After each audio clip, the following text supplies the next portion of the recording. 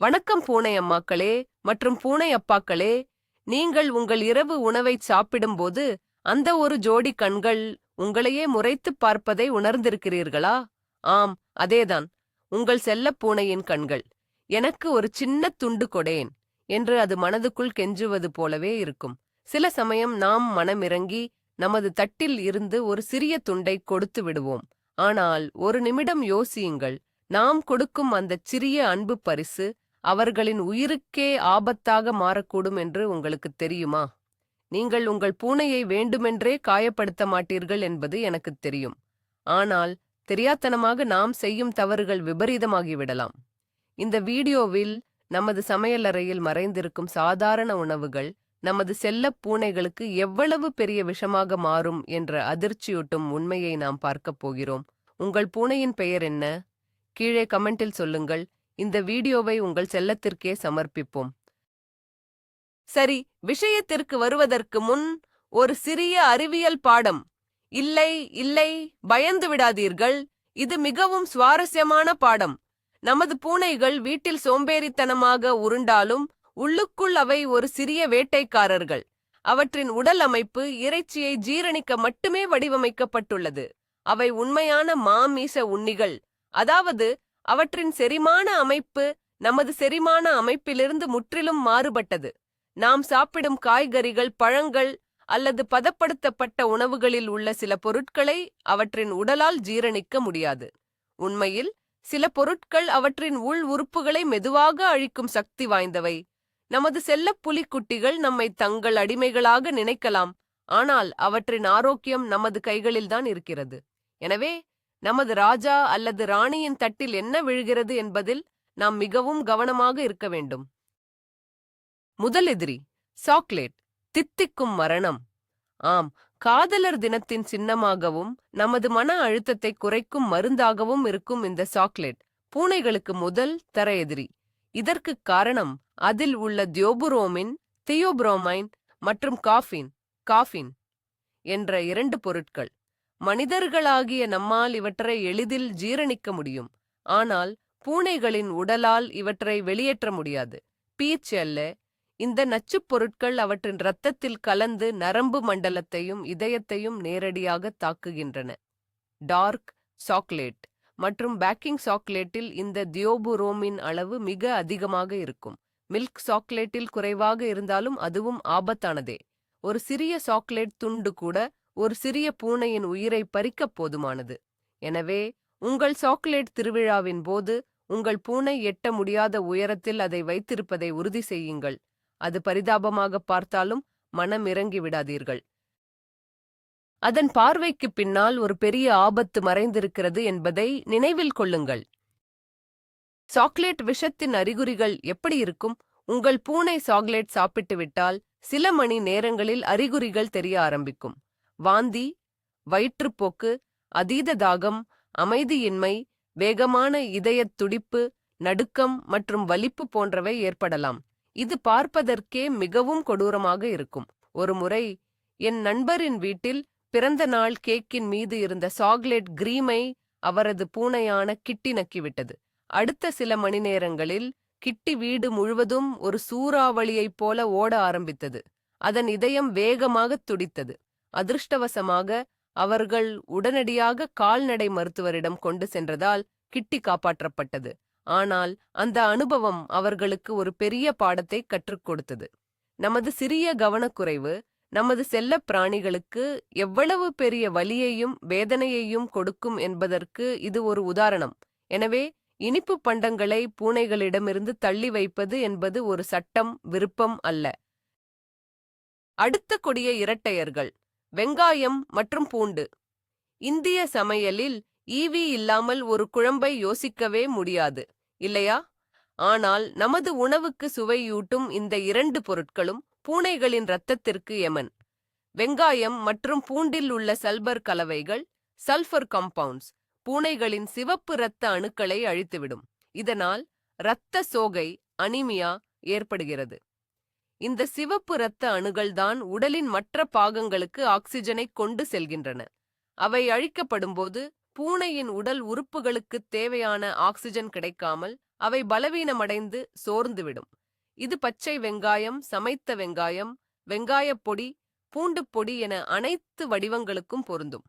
ஒரு சிறிய துண்டு வெங்காயம் சாப்பிட்டால் கூட அதன் விளைவு உடனடியாகத் தெரியாது.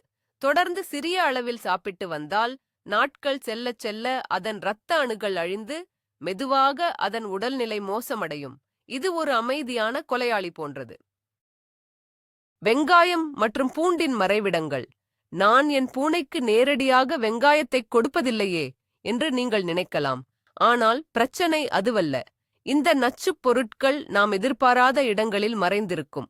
உதாரணமாக, நாம் சாப்பிடும் soup, sauce, gravy, pizza toppings மற்றும் சில குழந்தை உணவுகளில் கூட வெங்காயப் பொடி அல்லது பூண்டுப் பொடி கலந்திருக்கும். நீங்கள் உங்கள் தட்டிலிருந்து ஒரு சிறிய சிக்கன் துண்டை எடுத்து உங்கள் பூனைக்கு கொடுக்கிறீர்கள் என்று வைத்துக்கொள்வோம். அந்த சிக்கன் வெங்காயம் மற்றும் பூண்டு சேர்த்து சமைக்கப்பட்டிருந்தால் அந்த நச்சுப் பொருட்கள் உங்கள் பூனையின் உடலுக்குள் சென்றுவிடும். பல கடைகளில் விற்கப்படும் இறைச்சி உணவுகளில் கூட சுவைக்காக இவை சேர்க்கப்பட்டிருக்கலாம். அதனால் உங்கள் பூனைக்கு மனித உணவுகளை கொடுப்பதே தவறு. ஒருவேளை நீங்கள் கொடுக்க விரும்பினால் அதில் என்னென்ன பொருட்கள் சேர்க்கப்பட்டுள்ளன என்பதை 100% உறுதி செய்து கொள்ளுங்கள். உங்கள் செல்லத்தின் பாதுகாப்பு உங்கள் கைகளில்தான் உள்ளது. திராட்சை மற்றும் உலர் திராட்சை சிறுநீரகத்தின் எதிரிகள். பார்க்க சிறியதாகவும் இனிப்பாகவும் இருக்கும் இந்த பழங்கள் பூனைகளுக்கு மிகவும் கொடிய விஷம். திராட்சை அல்லது உலர் திராட்சையை சாப்பிட்ட பூனைகளுக்கு கடுமையான மற்றும் திடீர் சிறுநீரகச் செயலிழப்பு அக்யூட் கிட்னி ஃபெயிலியர் ஏற்படும். இதில் மிகவும் பயமுறுத்தும் விஷயம் என்னவென்றால், திராட்சையில் உள்ள எந்த வேதிப்பொருள் இந்த பாதிப்பை ஏற்படுத்துகிறது என்பது இதுவரை விஞ்ஞானிகளால் கண்டுபிடிக்கப்படவில்லை. அதனால் எவ்வளவு சாப்பிட்டால் பாதிப்பு வரும் என்பதையும் உறுதியாகச் சொல்ல முடியாது. சில பூனைகளுக்கு ஒரே ஒரு திராட்சை கூட மரணத்தை ஏற்படுத்தக்கூடும். சில பூனைகளுக்கு எந்த பாதிப்பும் ஏற்படாமலும் போகலாம். இது ஒரு ரஷ்யன் ரூலட் விளையாட்டு போன்றது. நமது செல்லப் பிராணியின் உயிரை வைத்து நாம் ஏன் சூதாட வேண்டும்? எனவே திராட்சை, உலர் திராட்சை மற்றும் இவை சேர்க்கப்பட்ட கேக், குக்கீஸ் அல்லது மற்ற உணவுகளை உங்கள் பூனை இருக்கும் திசைக்கே கொண்டு வராதீர்கள். இது மிக மிக முக்கியமான எச்சரிக்கை. ஒரே ஒரு திராட்சைதானே? இது ஒரு அபாயகரமான கேள்வி. பல உரிமையாளர்கள் இந்த தவறைத்தான் செய்கிறார்கள். என் பூனை தெரியாமல் கீழே விழுந்த ஒரு உலர் திராட்சையை சாப்பிட்டு விட்டது, ஒன்றும் ஆகவில்லை என்று சிலர் கூறலாம். அது அவர்களின் அதிர்ஷ்டம். ஆனால் அடுத்த முறை அப்படி நடக்காது என்பதற்கு எந்த உத்தரவாதமும் இல்லை. சிறுநீரகச் செயலிழப்பின் அறிகுறிகள் உடனடியாகத் தெரியாது. திராட்சை சாப்பிட்ட 24 மணி நேரத்திற்குள் வாந்தி, வயிற்றுப்போக்கு, பசியின்மை மற்றும் சோம்பல் போன்ற அறிகுறிகள் தோன்றும். உங்கள் பூனை வழக்கத்தை விட அதிகமாக சிறுநீர் கழிக்கலாம் அல்லது யூர்டிகா நிறுத்தலாம். இந்த அறிகுறிகள் தெரிந்தால் ஒரு நொடி கூட தாமதிக்காமல் கால்நடை மருத்துவரிடம் செல்ல வேண்டும். ஆரம்பத்திலேயே சிகிச்சை அளித்தால் பூனையின் உயிரை காப்பாற்ற வாய்ப்புள்ளது. ஆனால் பல நேரங்களில் பாதிப்பு மிகவும் அதிகமாகிவிடும். எனவே பாதுகாப்பாக இருப்பதே சிறந்தது. திராட்சை மற்றும் உலர் திராட்சை பூனைகளுக்கு முற்றிலும் தடை செய்யப்பட்ட உணவு என்பதை மனதில் பதிய வைத்துக் கொள்ளுங்கள். ஆல்கஹால் ஒரு துளி கூட வேண்டாம். மனிதர்களுக்கு பார்ட்டி மற்றும் கொண்டாட்டத்தின் அடையாளமாக இருக்கும் ஆல்கஹால் செல்லப் பிராணிகளுக்கு மிகவும் ஆபத்தானது. பூனைகளின் உடல் மிகவும் சிறியது. அவற்றின் கல்லீரல் ஆல்கஹாலை சுத்திகரிக்கும் திறன் கொண்டது அல்ல. ஒரு சிறிய அளவு ஆல்கஹால் கூட அவற்றின் உடலில் பெரிய பாதிப்பை ஏற்படுத்தும். மனிதர்களுக்கு ஏற்படுவதைப் போலவே பூனைகளுக்கும் ஆல்கஹால் விஷத்தன்மை, ஆல்கஹால் பாய்சனிங் ஏற்படும். ஆனால் அதன் விளைவுகள் மிகவும் தீவிரமாக இருக்கும். தள்ளாட்டம், வாந்தி, திசை தெரியாமல் இருப்பது, சுவாசக் கோளாறு மற்றும் உடல் வெப்பநிலை குறைதல் போன்றவை இதன் அறிகுறிகள். மிக மோசமான நிலையில் இது கல்லீரல் செயலிழப்பு, மூளை பாதிப்பு, கோமா மற்றும் மரணத்திற்கு வழிவகுக்கும். பூனைகள் இயல்பாகவே ஆர்வமுள்ள உயிரினங்கள். தரையில் சிந்தியிருக்கும் பீர், ஒயின் அல்லது வேறு எந்த மதுபானத்தையும் அவை நக்கிப் பார்க்க முயற்சி செய்யலாம். எனவே மது அருந்தும்போது மிகவும் கவனமாக இருங்கள். ஆல்கஹாலின் எதிர்பாராத மூலங்கள். நீங்கள் நான் என் பூனைக்கு பீர் கொடுப்பதில்லையே என்று கூறலாம். ஆனால் ஆல்கஹால் நாம் எதிர்பார்க்காத பல பொருட்களில் மறைந்திருக்கும். உதாரணமாக, புளிக்க வைக்கப்படாத பிரெட் அல்லது பீட்சா மாவு. இந்த மாவில் உள்ள ஈஸ்ட் சர்க்கரையை ஆல்கஹாலாக மாற்றும். உங்கள் பூனை இந்த மாவை சாப்பிட்டால் அதன் வயிற்றுக்குள் ஆல்கஹால் உற்பத்தியாகி விஷத்தன்மையை ஏற்படுத்தும். மேலும் அந்த மாவு வயிற்றுக்குள் விரிவடைந்து கடுமையான வலி மற்றும் சுவாச பிரச்சனைகளை உண்டாக்கும். சில டெசர்ட்கள், கேக்குகள் மற்றும் சாக்லேட்டுகளில் கூட சுவைக்காக ஆல்கஹால் சேர்க்கப்பட்டிருக்கும். சில மனிதர்களின் வாய் கொப்பளிக்கும் திரவத்தில் மவுத் வாஷ் கூட ஆல்கஹால் இருக்கலாம். எனவே உங்கள் வீட்டில் ஆல்கஹால் உள்ள எந்த பொருளையும் பூனைகள் அணுக முடியாதபடி பாதுகாப்பாக வைப்பது அவசியம். இது அவற்றின் பாதுகாப்பிற்கு நீங்கள் செய்யும் மிகப்பெரிய உதவி. காஃபின் இதயத்திற்கு ஆபத்தான ஊக்க மருந்து. காலையில் ஒரு கப் காபி குடித்தால்தான் நம்மில் பலருக்கு நாளே தொடங்குகிறது. ஆனால் இந்த காஃபின் பூனைகளுக்கு மிகவும் ஆபத்தான ஒரு தூண்டுதல் மருந்து. காஃபின் பூனையின் மைய நரம்பு மண்டலத்தையும் இதயத்தையும் கடுமையாக தாக்குகிறது. மனிதர்களை விட பூனைகள் காஃபினுக்கு மிகவும் உணர்திறன் கொண்டவை. ஒரு சிறிய அளவு காஃபின் கூட அவற்றின் இதயத் துடிப்பை மிக வேகமாக அதிகரிக்கச் செய்யும். இதனால் இதய படபடப்பு, ஹார்ட் பால்பிட்டேஷன்ஸ், உயர் இரத்த அழுத்தம் மற்றும் நடுக்கம் போன்றவை ஏற்படும். மேலும் அவை மிகவும் அமைதி இழந்து கட்டுக்கடங்காமல் ஓட ஆரம்பிக்கும். அதிக அளவில் காஃபின் உடலுக்குள் சென்றால் வலிப்பு ஏற்பட்டு மரணம் கூட SNBH விக்கலாம். காஃபின் விஷத்திற்கு மாற்று மருந்து எதுவும் இல்லை. எனவே அறிகுறிகளுக்கு ஏற்ப சிகிச்சை அளிப்பது மட்டுமே ஒரே வழி. காஃபி மட்டுமல்ல, கவனம் தேவை. காஃபின் காஃபியில் மட்டுமில்லை, அது பல பொருட்களில் ஒளிந்திருக்கிறது. தேநீர், டீ, சோடா பானங்கள், சோடா, எனர்ஜி ட்ரிங்க்ஸ் என பலவற்றிலும் காஃபின் உள்ளது. மேலும் சில சளி மற்றும் வலி நிவாரணி மருந்துகளிலும் காஃபின் ஒரு மூலப்பொருளாக இருக்கும்.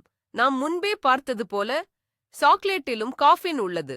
எனவே உங்கள் காபி கோப்பையை டீயிப்பிளில் வைத்துவிட்டு செல்வது, டீ பேக்கை குப்பை தொட்டியில் போடுவது அல்லது சோடா பாட்டிலை திறந்து வைப்பது போன்ற செயல்கள் உங்கள் பூனைக்கு ஆபத்தை விளைவிக்கலாம்.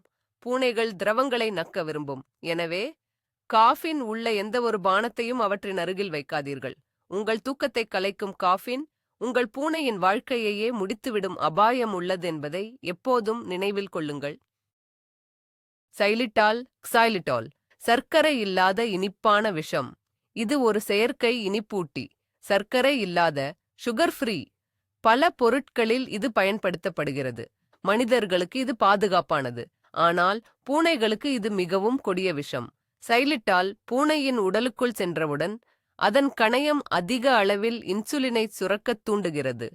இன்சுலின் இரத்தத்தில் உள்ள சர்க்கரையின் அளவை கட்டுப்படுத்தும் ஹார்மோன் ஆகும். இந்த திடீர் இன்சுலின் சுரப்பால் பூனையின் இரத்தத்தில் உள்ள சர்க்கரையின் அளவு மிக வேகமாக குறைந்து ஹைப்போகிளைசீமியா என்ற நிலைக்குச் சென்றுவிடும். இந்த நிலை மிகவும் ஆபத்தானது. இதனால் வாந்தி, பலவீனம், தள்ளாட்டம், ஒருங்கிணைப்பு இழப்பு மற்றும் வலிப்பு போன்றவை ஏற்படலாம். உடனடியாக சிகிச்சை அளிக்கப்படாவிட்டால் கல்லீரல் செயலிழப்பு ஏற்பட்டு பூனை இறந்துவிடும். xylitol எங்கே பதுங்கியிருக்கிறது? இதுதான் இதில் உள்ள மிகப்பெரிய சவால். xylitol பல பொருட்களில் மறைந்திருக்கிறது. சர்க்கரை இல்லாத சூயிங் கம், மிட்டாய்கள், புதினாக்கள், பேக் செய்யப்பட்ட உணவுகள், சில டயட் உணவுகள் மற்றும் சில வகை வேர்க்கடலை வெண்ணெய், பீனட் பட்டர் ஆகியவற்றில் இது காணப்படுகிறது. சில மனிதர்களின் டூத் பேஸ்ட் மற்றும் வாய் கொப்பளிக்கும் திரவத்திலும் xylitol இருக்கலாம். உங்கள் பூனை உங்கள் ஹேண்ட்பேக்கில் இருந்து ஒரு சூயிங் கம்மை எடுத்து விளையாடலாம் அல்லது கீழே விழுந்த ஒரு மிட்டாயை சாப்பிடலாம்.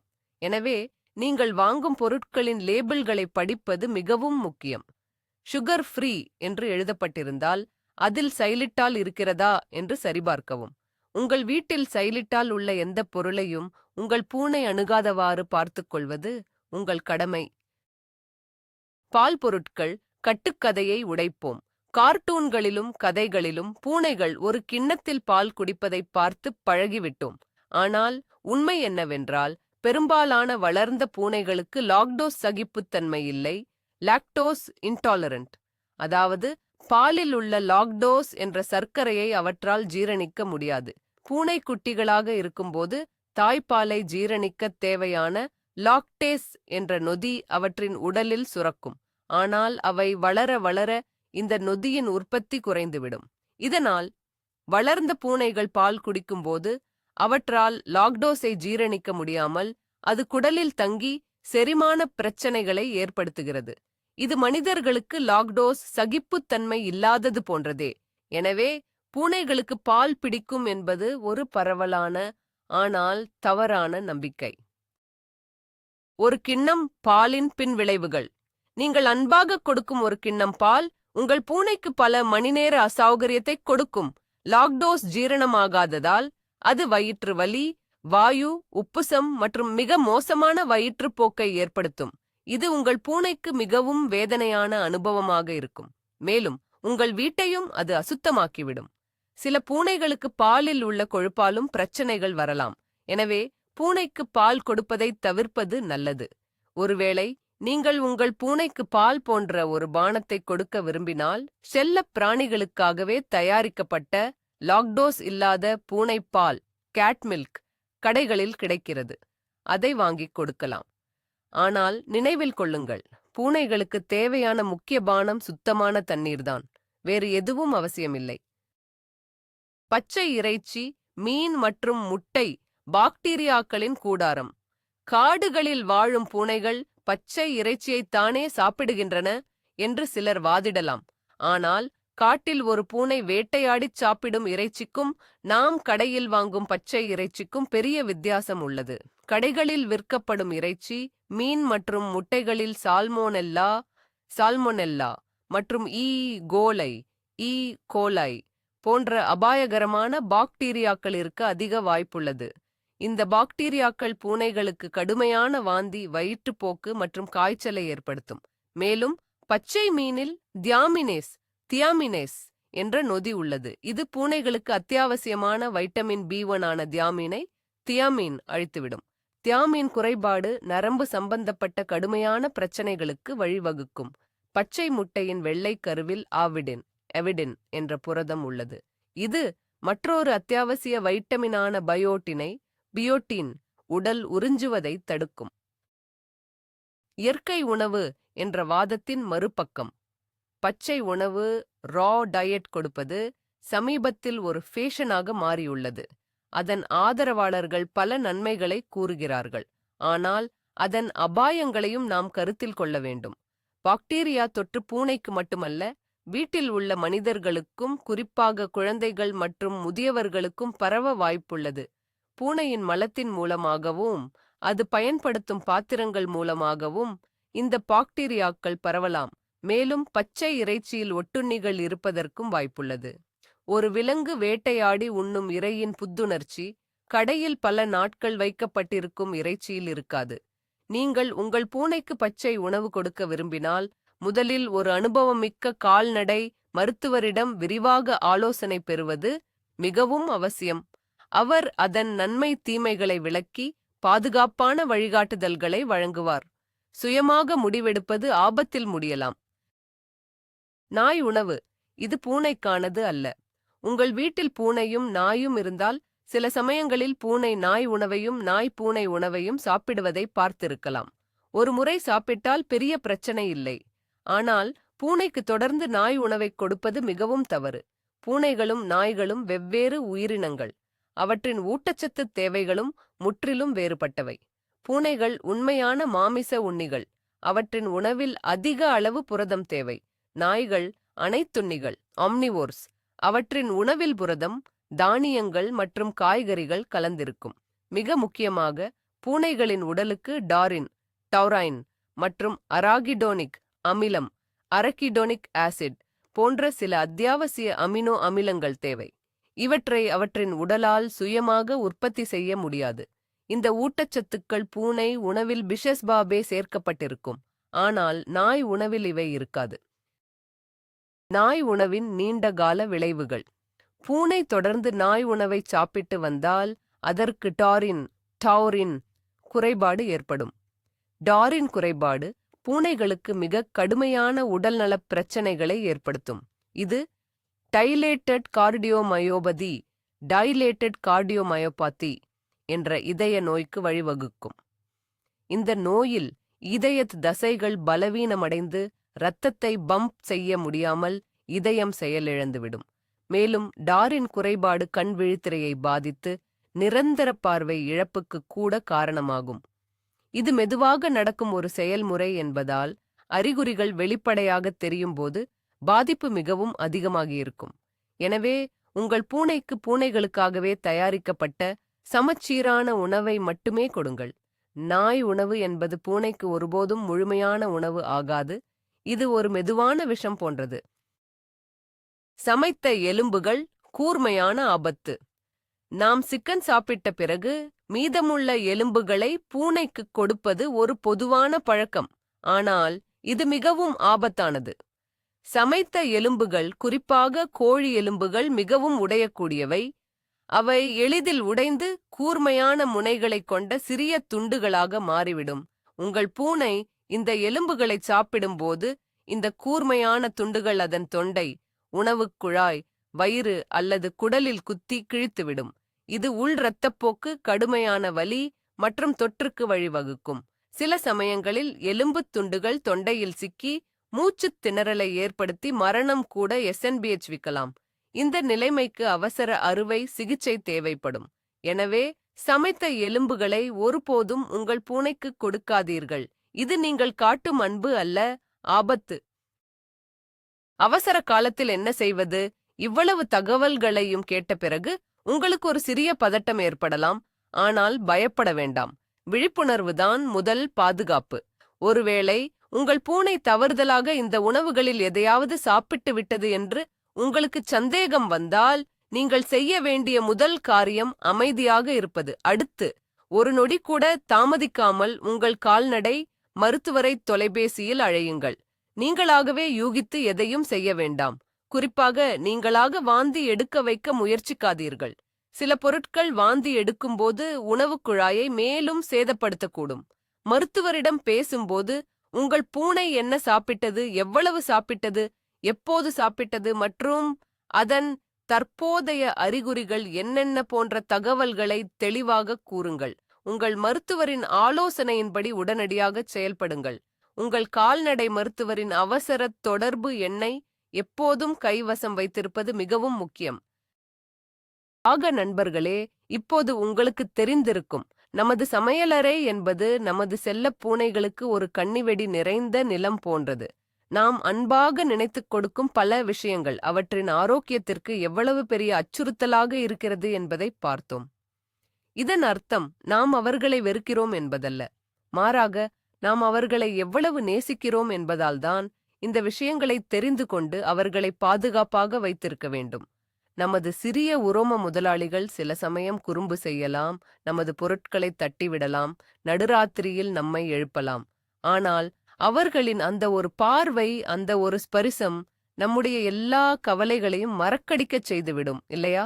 அவர்களை பாதுகாப்பது நமது பொறுப்பு.